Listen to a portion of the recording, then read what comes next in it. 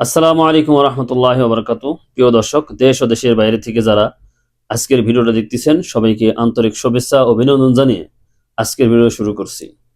Moderate ইসলাম অত্যন্ত ভয়ঙ্কর একটা জিনিস। এই বিষয়ে আমরা অত্যন্ত গুরুত্বপূর্ণ আলোচনা শুনব। সবাইকে শুরু থেকে শেষ পর্যন্ত দেখার জন্য অনুরোধ করছি। দর্শক, আলোচনাটি আমি শুনেছি, আমার কাছে ভালো লাগছে। মডারেট ইসলাম কি ও কেন, বিষয়টা কি, এই বিষয়ে গুরুত্বপূর্ণ আলোচনা হবে। চলুন দর্শক, আমরা ভিডিওর মূল পর্ব শুরু করি। মডারেট ইসলাম এটা এমন ভয়ঙ্কর একটি ফিতনা, যে ফিতনার ক্ষেত্রে আবুল হাসান নদভী রহমতুল্লাহ আলাইহির বিখ্যাত বক্তৃতা, যেটা পরবর্তীতে একটি রিসালা হয়েছে, রিদ্দাতুন ওয়ালা আবা বাকরা লাহা, অর্থাৎ নতুন করে রিদ্দাত চারদিকে জোয়ার বইছে, নতুন করে ইরতিদাদের জোয়ার বইছে, কিন্তু কেউ এটাকে মনেই করছে না, কেউ এটাকে অ্যাড্রেস করছে না, কেউ এটাকে সমস্যাই বোধ করছে না। এরকম একটি ফিতনা হলো মডারেট ফিতনা। আপনি দেখেন, যতগুলো ফিতনার কথা এই পর্যন্ত আমরা শুনলাম, হিজবুত তাওহীদ বলেন, আহলেল কোরআন নামের যে মুনকের হাদিস ফিতনা বলেন, প্রত্যেকের কিন্তু একটা সংজ্ঞা আছে, পরিচয় আছে, দল আছে, গ্রুপ আছে, আমরা চিনতে পারি। কিন্তু মডারের যে ফিতনাটা, এটা এমন একটা ফিতনা, এটা আমার বুকের মধ্যে বসে আছে, আমার ঘরের মধ্যে বসে আছে, আমার ভাইয়ের মধ্যে এটা ঢুকে গেছে, আমি টের পাচ্ছি না। একটা উদাহরণ দেই। আপনার কয়েকদিন আগে একজন মন্ত্রীর উক্তি শুনেছেন, আমরা তখন হজে ছিলাম।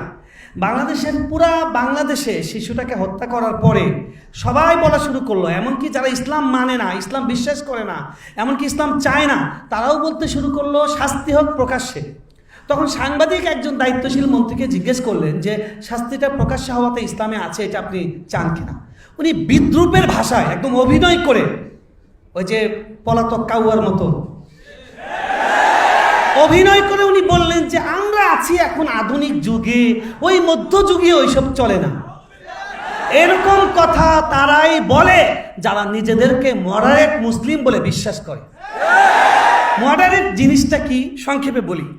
মডারেট শব্দটা ভালো, নির্দোষ, কিন্তু জিনিসটা খুবই খারাপ।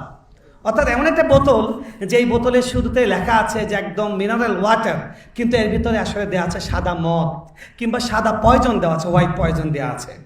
মডারেট মানে হলো মধ্যমপন্থী। ইসলাম তো মধ্যমপন্থী। ওয়াকাযালিকা জাআলনাকুম উম্মাতান ওয়াসাতা, আমরা মধ্যমপন্থী। কিন্তু তারা যে মধ্যমপন্থী বলতে চাচ্ছে, এই মধ্যমপন্থীটা নতুন করে বলতে শুরু করেছে কখন?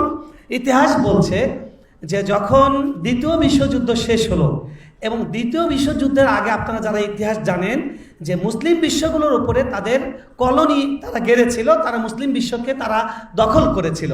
দ্বিতীয় বিশ্বযুদ্ধের পরে দেশগুলো স্বাধীন হয়ে যেতে শুরু করলো। জর্দান স্বাধীন হলো, তারপরে সৌদি আরব স্বাধীন হলো, বিভিন্ন দেশ স্বাধীন হতে শুরু করলো, ভারত উপমহাদেশ স্বাধীন হলো। তো এই যে স্বাধীন হওয়া যখন শুরু হলো, তখন সেখানে ক্ষমতায় কারা আসলো? তারা ক্ষমতায় অ্যালাউ করলো দুই শ্রেণীর মানুষকে, দুই শ্রেণীর শক্তিকে। একটা হলো পুঁজিবাদী গণতান্ত্রিক শক্তি, আর একটা হলো স্বৈরতান্ত্রিক সামরিক শাসক। দুইটা গ্রুপ।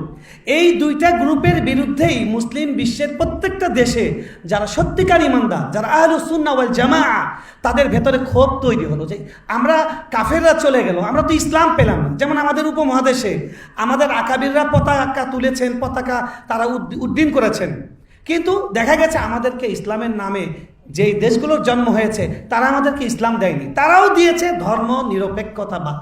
কথা ঠিক না বেঠিক? এখন বাংলাদেশে 2026-এ এখন কি ধর্ম আছে মনে করেছেন? গত সরকারেও যেরকম দেখেছিলাম মদিনার ইসলাম, এখনও কিন্তু মদিনার ইসলামের কথাই বলছি, কিন্তু সব খালাস। একজন ফাঁসির আসামি, সে হলো মাওলানা। বোঝেন না ঘটনা? সে প্রকাশ্যে একজন রাষ্ট্রদ্রোহী বলছে যে এই দেশকে বাইরের শক্তি নিয়ে আমরা প্রয়োজনে খণ্ডিত করব। একজন দায়িত্বশীল মন্ত্রী, তিনি নিজের থেকে সাফাই দিচ্ছেন, স্লিপ অফ টাং। অথচ প্রথম আলোতে হামলায় আমাদের যে আলেমদেরকে গ্রেফতার করা হয়েছে, একজনও সেখানে ছিলেন না। তাদেরকে জামিন দেওয়া হয় না। জামিন করার পরে ডেইলি স্টার তাদের নামে ভুয়া আবার রিপোর্ট করে, তারা আতঙ্কের মধ্যে আছেন। আমাকে ফোন করেছেন আমাদের ভাইয়েরা যে কি করা যায়। পরে আমি বললাম, যারা আছেন যে নিজেদের গুতগুতি করে নিজেদের শক্তি ক্ষয় করার, তাদের কাছে একটু যান, তাদের কাছে সাহায্য চান। আমরা কি করব? আমাদের করার কি আছে? আমাদের নাম তো এক একজন এক একটা বলে। দেখেন, এই মডারেট শব্দটার উদ্ভব হলো দ্বিতীয় বিশ্বযুদ্ধের পরে। যখন 90-এর দশকে তালেবান এবং আল কায়দার জন্ম হলো, তখন পশ্চিমারা চিন্তা করলো যে আমাদের জন্য সিরিয়াসলি একটা চ্যালেঞ্জ হয়ে দাঁড়াচ্ছে ইসলামী আদর্শ। এদেরকে কিভাবে আমরা ডিফাইন করব, এদেরকে একটা ভাগ করব, এর বাইরের মুসলিমদেরকে একটা ভাগ করব। তখন তাদেরকে পশ্চিমা জগতের সবচেয়ে বড় থিঙ্ক ট্যাঙ্ক, আমেরিকাকে পৃথিবীর শ্রেষ্ঠ ক্ষমতাশীল বানানোর জন্য একটা থিঙ্ক ট্যাঙ্ক আছে, তাদের নাম হলো রেন্ড কর্পোরেশন।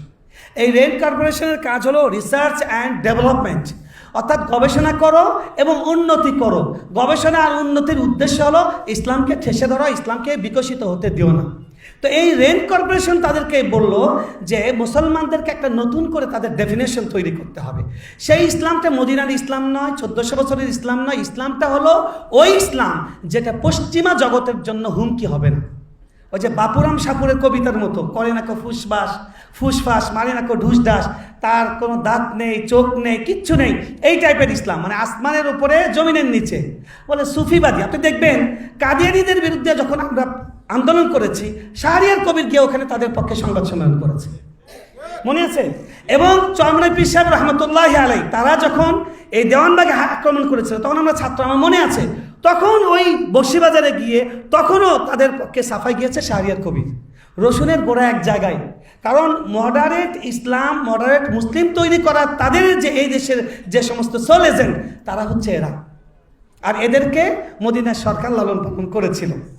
যাই হোক, দেখেন ওরা এরপরে যখন 2001 সালে টুইন টাওয়ারের ঘটনা ঘটলো, তখন তারা বললো না, এখন আমাদের সব প্রকল্প একটাই, আমাদেরকে মডারেট মুসলিমকে পৃথিবীতে প্রসারিত করতে হবে। মডারেট মুসলিম ছাড়া অন্য সবাইকে র্যাডিক্যাল ইসলাম, র্যাডিক্যাল মুসলিম, ফান্ডামেন্টাল, তারা মৌলবাদী, তারা জঙ্গিবাদী, এগুলো বলতে হবে।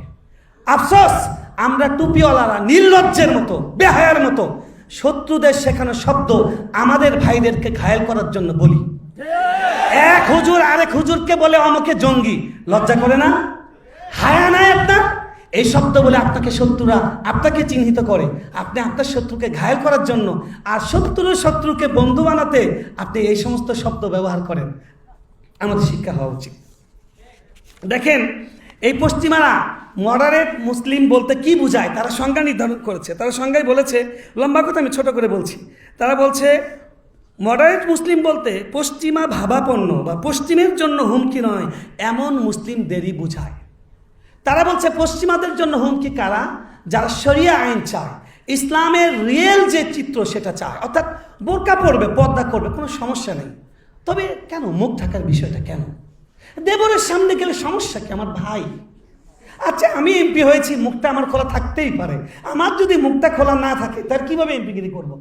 এই জন্য এমপি সাহেব, ইসলামী দলের এমপি, তিনি সংবাদ সম্মেলনে উনি আমাদেরকে নসিহত করছেন যে আমরা ইসলাম বুঝি নাই, পর্দা বুঝি নাই, মানে ওনার যে ত্রুটিপূর্ণ ইসলাম, মডারেট ইসলাম, ওটা আমাদেরকে হজম করতে বলছেন।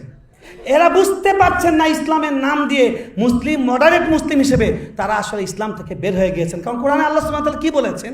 আফাতুমিনুনা বিবাদিল কিতাব ওয়া তাকফুরুনা বিবাদ। যারা কিছু মানে না, এরা মুসলিম, তারা মুসলিম না। ঠিক একইভাবে আল্লাহ সুবহানাহু ওয়া তাআলা বলেছেন রাসূল সাল্লাল্লাহু আলাইহি ওয়াসাল্লাম সম্পর্কে, ফালা ওয়া রাব্বিক লা ইউমিনুন হাত্তা ইউহাক্কিমুকা ফীমা শাজারা বাইনাহুম। প্রত্যেকটা বিবাদের ক্ষেত্রে তাকেই বিচারক মানতে হবে। আপনারা কাকে বিচারক মানেন? আপনারা পশ্চিমাদেরকে বিচারক মানেন। সবচেয়ে আফসোসের বিষয়, আজকে পশ্চিমের চোখে যে ইসলাম, এই ইসলামকে যারা মোহনীয় করে, যারা এটাকে সঠিক মনে করে, আমরা তাদের দ্বারা আক্রান্ত হচ্ছি। ঢাকা বিশ্ববিদ্যালয় ইসলামী সংগঠন তারা ডাকসু নির্বাচনে বিজয়ী হয়েছে, আমরা অ্যাপ্রিসিয়েট করেছি, খুশি হয়েছি, আমি চেয়েছি, দোয়া করেছি। কিন্তু কাওয়ালি গাইতে গিয়ে মেয়েদের সাথে একসাথে বসতে হবে, কোথায় পেলে তোমরা? বিশ্বকাপ হচ্ছে, তোমরা উদারতা দেখাচ্ছ, এখানে তোমরা ডাকসুর আয়োজনে তোমরা প্রজেক্টর দিয়ে ছেলে মেয়েকে নাচানাচি, অশ্লীলতা, বেহায়া করার সুযোগ করে দিয়েছো। ইসলামের নামে এগুলো কই পেয়েছো? সুতরাং আমরা ইসলামের ক্ষেত্রে আমরা জোট করব, আমরা ভালোবাসবো, উদার হব, একে অপরের কাছে যাব, কিন্তু এগুলোর ব্যাপারে আমাদের কথা হলো আপনার এগুলোকে আমরা প্রত্যাখ্যান করি। এসবের ক্ষেত্রে ওয়ালা বারা আল্লাহর সাথে ভালোবাসার ক্ষেত্রে, আলহামদুলিল্লাহ, আল হুব্বু ফিল্লাহ ওয়াল বুগদু ফিল্লাহ, এর বাইরে আমাদের কোনো কিছু নেই। শেষ কথা আমি শেষ করে দিচ্ছি, সেটা হলো যে পশ্চিমারা আমাদের কাছে মডারেট মানে তো মধ্যমপন্থী, আমরাও মধ্যমপন্থী, কিন্তু আমাদের মধ্যমপন্থাটা হলো আল্লাহর মনোনীত জীবন ব্যবস্থায়, আল ইয়াউমা আকমালতু লাকুম, সেই সার্টিফিকেট ভিত্তিতে। আর তাদের মধ্যমপন্থীর ব্যাখ্যাটা হলো এরকম, আমরা 2-3টে উদাহরণ দিয়ে আমি শেষ করে দিচ্ছি। যেমন তারা বলে বাক স্বাধীনতা, ইসলামে বাক স্বাধীনতা আছে, ইসলামের বাক স্বাধীনতা কি? আপনি আপনার দলের আমিরের বিরুদ্ধে, যদি উনি ইসলামের বিরুদ্ধে যান, আপনি দাঁড়িয়ে বক্তব্য দিতে পারবেন। ওমর রাদিয়াল্লাহু তাআলা আনহুকে চ্যালেঞ্জ করেন না একজন মহিলা সাহাবী? আছে, ইতিহাস আছে। আর ওদের বাক স্বাধীনতা হলো যে আপনি রাসূল সাল্লাল্লাহু আলাইহি ওয়াসাল্লামকে গালি দিবেন, সেখানে আপনি কোনো প্রতিবাদ করতে পারবেন না। নাউজুবিল্লাহ। ঠিক একইভাবে তারা বলে সাম্যের কথা, সমতার কথা। ইসলামও সমতার কথা বলে। ইসলাম সমতা কেমন? এই রাষ্ট্রে মুসলিম বাস করে, অমুসলিম বাস করে, মুসলিমও ট্যাক্স দেয়, অমুসলিমও ট্যাক্স দেয়। তো মুসলিমের জন্য যেরকম নিরাপত্তা বিধান রাষ্ট্রের দায়িত্ব, অমুসলিমের জন্য নিরাপত্তা বিধান রাষ্ট্রের দায়িত্ব। এটা হলো ইসলামের সমতা, ইসলামের সাম্য। কিন্তু তাদের কাছে সমতা হলো যে ইসলাম বলেছে লিজ্জাকারি মিসলু হাজ্জিল উনসায়াইন, তারাই এটা মানতে রাজি না। নারী এবং পুরুষের ওয়ারিস এটা সমান সমান করতে হবে। এটা কি ইসলাম না কুফরি? এটা হলো মডারেট ইসলাম। দর্শক, শুরু থেকে শেষ পর্যন্ত ভিডিওটি দেখার জন্য অসংখ্য ধন্যবাদ। সামনে আরো নতুন কিছু ভিডিও নিয়ে আমাদের সামনে হাজির হব। আজ এ পর্যন্ত। সবাই সুস্থ থাকবেন, ভালো থাকবেন, ইনশাআল্লাহ। আল্লাহ হাফেজ।